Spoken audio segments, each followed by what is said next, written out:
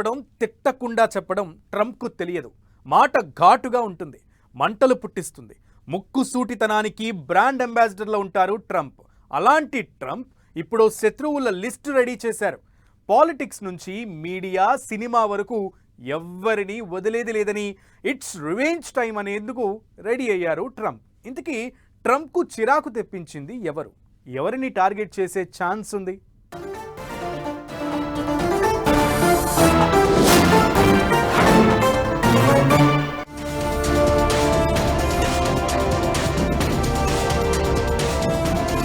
ఇబ్బంది పెట్టిన ప్రతి ఒక్కరి పేరు రికార్డ్. శత్రువుల పేర్లతో రెడ్ బుక్ రెడీ చేసిన ట్రంప్. పాలిటిక్స్ నుంచి మీడియా, సినిమా వరకు ట్రంప్ శత్రువుల లిస్టులో ఉన్నదెవరు? సైకాలజీకి అందని క్యారెక్టర్లు ఉంటాయి కొన్ని. అలాంటి పాత్రలకు బ్రాండ్ అంబాసిడర్ అనిపిస్తారు ట్రంప్. 2 శతాబ్దాల అమెరికా చరిత్రలో ఎప్పుడూ కనని వినని, ఎవరితో కనీసం పొంతనలేని అధ్యక్షుడెవరైనా ఉన్నారు అంటే అది ఖచ్చితంగా డొనాల్డ్ ట్రంప్ మాత్రమే. ఏది అనిపిస్తే అది మాట్లాడేస్తారు, ఏది అనిపిస్తే అది చేసేస్తారు. దూకుడైన వ్యక్తిత్వం, అన్నింటికీ మించి వివాదాస్పద వైఖరి ఆయన్ను సంథింగ్ డిఫరెంట్ గా మార్చేశాయి. ట్రంప్ ఏదైనా ఓపెన్ గా చెప్పేస్తారు. దాపరికం స్పెల్లింగ్ కూడా తెలియదాయనకు. ముక్కుసూటిగా వ్యవహరించే తత్వం, ఆ గుణమే ఇప్పుడు కొత్త చర్చకు కారణం అవుతోంది. అమెరికా 47వ అధ్యక్షుడిగా ట్రంప్ రికార్డు విజయం సాధించారు. అయితే ఎన్నికల ప్రచారంలో డెమోక్రాట్లు, న్యాయమూర్తులు, మీడియా, సినిమా వాళ్లు టార్గెట్ గా ట్రంప్ ఘాటు ఆరోపణలు చేశారు. ఏ విషయాన్ని అంత ఈజీగా వదలని ట్రంప్ శత్రువుల లిస్టు కూడా రెడీ చేశారు. ఇప్పుడు 2వ టర్మ్లో వాళ్లందరికీ చుక్కలు చూపిస్తారా అనే చర్చ మొదలైంది.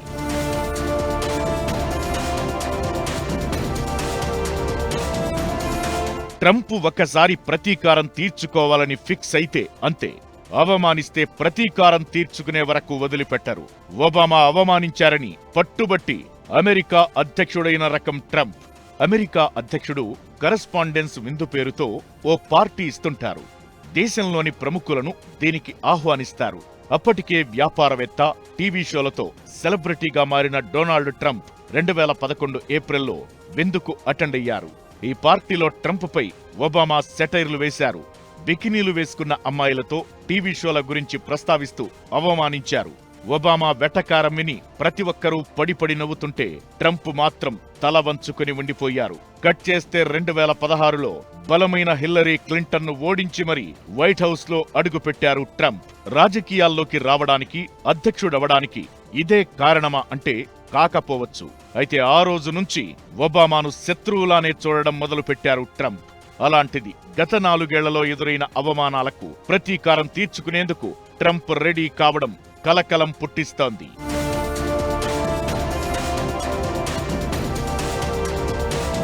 బైడెన్ పాలనలో 4 ఏళ్లలో ట్రంప్ను చుట్టుముట్టిన వివాదాలు అన్నీ ఇన్నీ కావు. అభిశంసన తీర్మానం నుంచి కరోనా వ్యవహారం వరకు ప్రతి విషయంలో ఆయనపై వేలెత్తి చూపించిన సంఘటనలు ఉన్నాయి. అయితే ఎన్ని ఎదురైనా ట్రంప్ తన స్వభావాన్ని, ఇమేజ్ను మార్చుకోలేదు. నిజానికి ఈ ఎన్నికల ప్రచారంలో కూడా ట్రంప్ ఇదే అంశాన్ని పదే పదే ప్రస్తావించారు.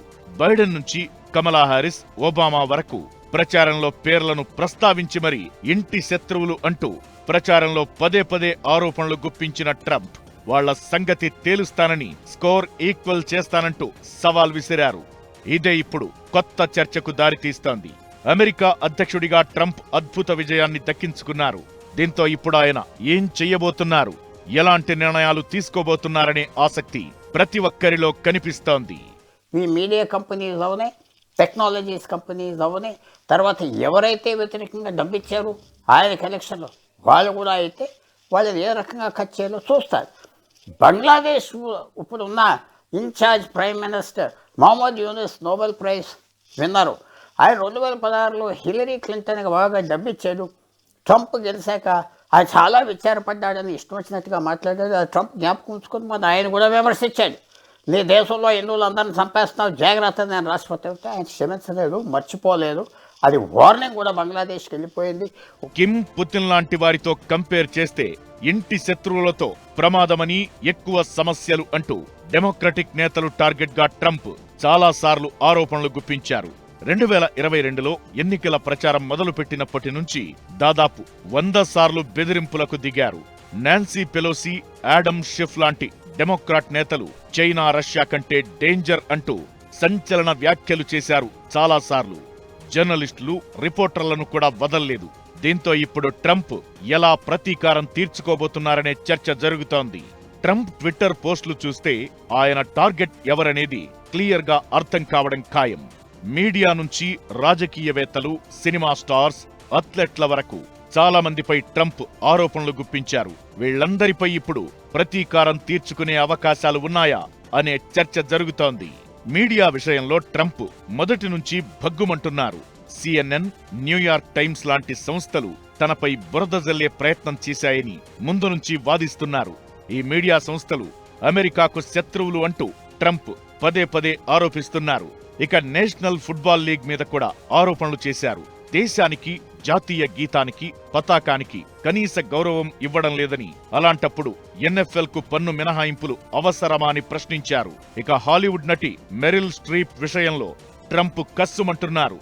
హిల్లరీ క్లింటన్ మౌత్ పీస్ మాత్రమే అంటూ రియాక్ట్ అయ్యారు. వీళ్లతో పాటు కమలా హారిస్ కు మద్దతుగా మాట్లాడిన ఇలాంటి వ్యక్తులు మాత్రమే కాదు, సంస్థలను కూడా ట్రంప్ టార్గెట్ చేసుకోవడం ఖాయంగా కనిపిస్తోంది. దీంతో ట్రంప్ 5 ఏళ్ల పాలన ఎలా ఉండబోతుందనే టెన్షన్ ప్రతి అమెరికన్లో కనిపిస్తోంది.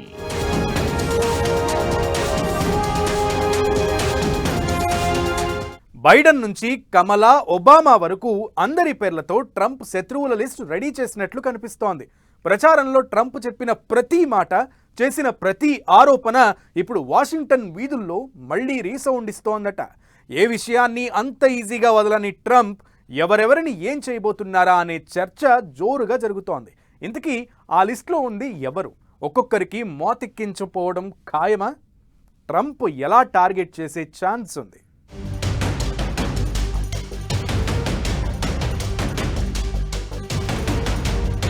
బైడెన్, కమలా నుంచి ఒబామా వరకు ట్రంప్ శత్రువుల లిస్టులో పెద్ద పెద్ద పేర్లు. ఎవరెవరికి ఎలాంటి షాక్ ఇచ్చే ఛాన్స్ ఉంది? ట్రంప్ చేస్తున్న ఆరోపణలు ఏంటి? ఎన్నికల ప్రచారంలో ట్రంప్ ఆరోపణలు, మాటల తూటాల లెక్క తీస్తే ఆయన భయపెట్టేవాళ్లు, ఆయన్ను చూసి భయపడాల్సిన వాళ్లు చాలా మందే కనిపిస్తున్నారు. ఇందులో ఫస్ట్ వినిపిస్తున్న పేరు బైడెన్. ఆయన్ను టార్గెట్ చేసుకుని ఎన్నికల ప్రచారంలో ట్రంప్ గుప్పించిన ఆరోపణలు అన్నీ ఇన్ని కావు. అమెరికా చరిత్రలోనే బైడెన్ అత్యంత అవినీతిపరుడైన అధ్యక్షుడని, రాజద్రోహానికి పాల్పడినట్లు ఆరోపించిన ట్రంప్ తాను గెలవగానే స్పెషల్ ప్రాసిక్యూటర్తో విచారణ జరిపిస్తానని ఎన్నికల ప్రచారంలో చాలాసార్లు చెప్పారు. బైడెన్తో పాటు అతని ఫ్యామిలీ మొత్తం నేరాలకు పాల్పడిందని, ఎవరినీ వదిలేది లేదని ట్రంప్ చాలాసార్లు వార్నింగ్ ఇచ్చారు. అధ్యక్షుడిగా బాధ్యతలు తీసుకున్న తరువాత బైడెన్ ఫ్యామిలీ టార్గెట్ గా ట్రంప్ ఏం చేయబోతున్నారు, ఎలాంటి నిర్ణయాలు తీసుకోబోతున్నారనే ఆసక్తి అమెరికా రాజకీయ వర్గాల్లో వినిపిస్తోంది. అమెరికా అధ్యక్ష ఎన్నికల ఫలితాలను తలకిందులు చేసేందుకు ట్రంప్ కుట్ర చేశారని బైడెన్ సర్కార్ అప్పట్లో కేసు ఫైల్ చేసింది. ఇప్పుడు దానికి రివెంజ్ గా బైడెన్తో పాటు అతని ఫ్యామిలీని ట్రంప్ టార్గెట్ చేసే అవకాశాలు క్లియర్ గా కనిపిస్తున్నాయనే అభిప్రాయాలు వినిపిస్తున్నాయి. ఏ కేసు దొరికితే దాన్ని రిజిస్టర్ చేసి ఆయన ఏడిపించారు. జస్టిస్ డిపార్ట్మెంట్, లా మినిస్ట్రీ, లాయర్లందరూ ఆ పనిచేశారు. ప్రతి రెగ్యులేటరీ ఏజెన్సీ ఎక్కడ దొరికితే ఆయన్ని అవమానం చేసి కేసులు పెట్టారు.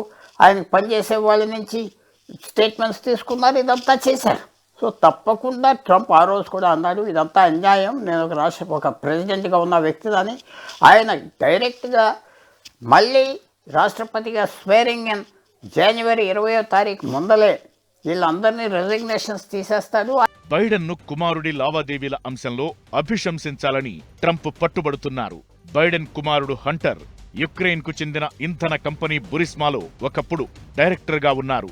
బురిస్మా సంస్థ నుంచి జో, హంటర్ బైడెన్ కు ముడుపులు ముట్టాయని రిపబ్లికన్లు ఆరోపిస్తున్నారు. దీంతో పాటు గతంలో హంటర్ బైడెన్ మీద తుపాకులకు సంబంధించిన ఆరోపణలు వినిపించాయి. దీంతో పాటు హంటర్ కు చైనీస్ కంపెనీల నుంచి ముడుపులు ముట్టాయని ట్రంప్ పదే పదే ఆరోపిస్తున్నారు. దీనికి తోడు పన్ను చెల్లింపుల విషయంలో హంటర్ బైడెన్ గోల్మాల్ చేశారని ఈ సెప్టెంబర్లో ఆరోపణలు వినిపించాయి. వీటన్నింటినీ ట్రంప్ ఆయుధంగా మార్చుకోబోతున్నారు.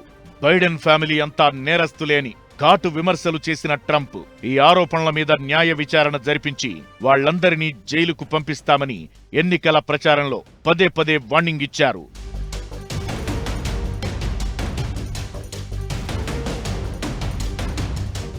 ఇక వలసదారులను కట్టడి చేయడంలో కమలా హ్యారిస్ ఘోరంగా విఫలమయ్యారని, ఆమె నిర్ణయాలతో దేశ సరిహద్దుల్లో రక్తపాతం జరిగిందని, ఈ విషయంలో కమలా హ్యారిస్ ను వదిలేది లేదని ఎన్నికల ప్రచారంలో ట్రంప్ ఆరోపణలు గుప్పించారు. వలసదారులు దండెత్తి రావడం వెనుక కమల పాత్ర ఉందని, దీనిపై అభిశంసన తీర్మానం ప్రవేశపెట్టడమో విచారణ జరపడమో చేస్తామన్నారు. దీంతో అధ్యక్ష బాధ్యతలు తీసుకున్న తరువాత కమలా విషయంలో ట్రంప్ సంచలన నిర్ణయం తీసుకునే అవకాశాలు క్లియర్ గా కనిపిస్తున్నాయి. ఇక మాజీ అధ్యక్షుడు ఒబామాను కూడా ట్రంప్ టార్గెట్ చేసే అవకాశాలు క్లియర్ గా కనిపిస్తున్నాయి. 2016 ఎన్నికల్లో రష్యాతో కలిసి ఎన్నికల ప్రచారం సాగించామనే అర్థం లేని ఆరోపణలతో ఎఫ్బీఐతో తమ పార్టీపై నిఘా పెట్టించారని, ఈమెయిల్ స్నూపింగ్ కు పాల్పడ్డారని, ఇది ఖచ్చితంగా రాజద్రోహం కిందకే వస్తుందని గతంలో ఒబామాపై ట్రంప్ ఘాటు విమర్శలు చేశారు. ఇప్పుడు రెండోసారి అధ్యక్షుడిగా బాధ్యతలు తీసుకోవడానికి రెడీ అవుతుండటంతో ఒబామా టార్గెట్ గా ఆయన ఏం చేస్తారనే ఆసక్తి కనిపిస్తోంది. ఇక హిల్లరీ క్లింటన్ పేరు చెబితేనే ట్రంప్ కస్సుమంటున్నారు. 2016 నుంచి హిల్లరీ మీద ట్రంప్ ఆరోపణలు గుప్పిస్తున్నారు. ఓ ప్రైవేట్ ఈమెయిల్ అడ్రస్ నుంచి స్టేట్ సిబ్బందితో సమాచారం పంచుకున్నారని విమర్శించారు. దీనిపై అప్పట్లో ఎఫ్బీఐ విచారణ కూడా జరిగింది. హిల్లరీని అరెస్టు చేయాలని ట్రంప్ డిమాండ్ చేశారు. అప్పటి నుంచి ఈ ఎన్నికల వరకు అదే పట్టు మీద కనిపించారు. ఆ కేసుకు సంబంధించి హిల్లరీని 7 సార్లు అరెస్టు చేయాలంటూ ఎన్నికల ముందు సంచలన వ్యాఖ్యలు చేశారు. ట్రంప్ అధ్యక్ష బాధ్యతలు తీసుకున్న తరువాత హిల్లరీ టార్గెట్ గా సంచలన నిర్ణయం తీసుకునే అవకాశాలు ఉంటాయనే అభిప్రాయాలు వినిపిస్తున్నాయి. ఇక తాను గెలిస్తే మాజీ స్పీకర్ నాన్సీ పెలోసి కూడా జైలుకు వెళ్లడం ఖాయమని ట్రంప్ ఎన్నికల ప్రచారంలో చాలాసార్లు బెదిరింపులకు దిగారు.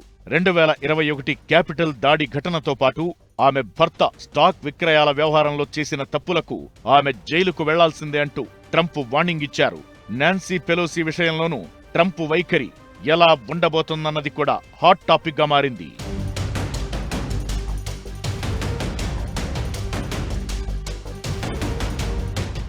ఇకటు ఫేస్బుక్ వ్యవస్థాపకుడు మార్క్ జుకర్బర్గ్ విషయంలోనూ ట్రంప్ గుర్రుగా కనిపిస్తున్నారు.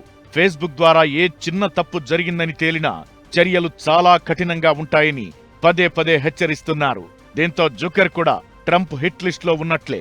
వీళ్లతో పాటు లాయర్లు, జడ్జిలు, జేమ్స్ కోమే, పీటర్ స్కార్జ్, లీసా పేజ్ లాంటి ఎఫ్బీఐ మాజీ అధికారులు, క్యాపిటల్ పై దాడి ఘటన సమయంలో డ్యూటీలో ఉన్న అధికారులు, జర్నలిస్టులు, సినిమా తారలు, ఇలా చాలా మంది పేర్లతో ట్రంప్ రెడ్ బుక్ రెడీగా ఉంది. అధికారంలోకి రాగానే వీళ్ల సంగతి తేలుస్తామన్న ట్రంప్ ప్రమాణ స్వీకారం తరువాత ఎలాంటి చర్యలు తీసుకుంటారు, ఎలాంటి విచారణలకు ఆదేశిస్తారన్నది హాట్ టాపిక్ గా మారింది. కక్ష సాధింపు చర్యలకు దిగితే అమెరికా జనాల నుంచి రియాక్షన్ ఎలా ఉంటుందన్నది ఇప్పుడు $1 మిలియన్ ప్రశ్న.